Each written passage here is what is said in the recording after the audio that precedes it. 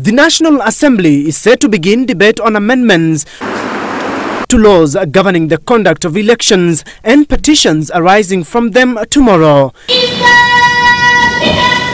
The changes that are contained in the Elections Act Amendment Bill 2017, seen by Citizen TV, are clearly informed by the Supreme Court annulment of President Uhuru Kenyatta re-election. Thank you, Honorable Speaker. I beg to... Should the changes that will be tabled by Majority Leader Eden Duale go through, judges will be stripped the powers to cancel election results based on procedural errors of omission and commission. The amendments proposes to amend Section 83 of the Elections Act of 2011 to make it impossible to nullify presidential election results on what it describes as deviation from requirements. Also in the proposals is a 5-year jail term for returning officers and presiding officers who fail to fill forms or alter the content. The Vice Chair of the Commission will act as chair when he is absent and can only declare results upon receiving all 34A forms.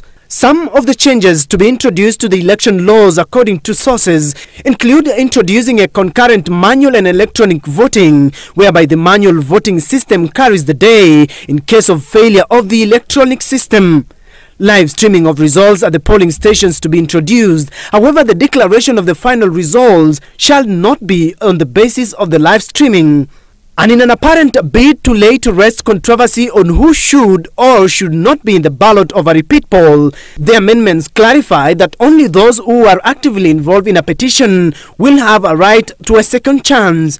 This House resolves to hold a morning sitting on Thursday, 28th of September 2017. But ahead of affirming tomorrow's date, Parliament was a scene of angry exchanges today as Jubilee and NASAB MPs clashed over the planned debate. We intend to introduce the Election Laws Amendment Bill tomorrow, and also form, if the House agrees, form an ad hoc committee to look into that.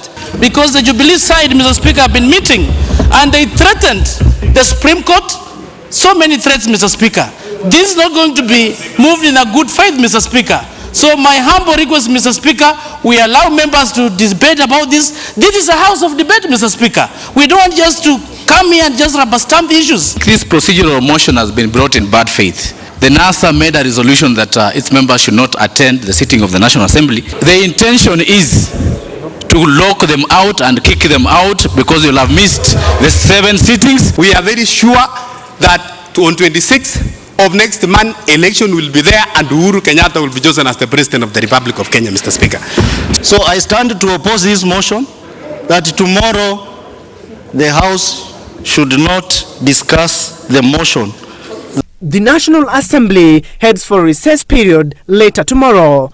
Stephen Leto, Citizen TV, Nairobi.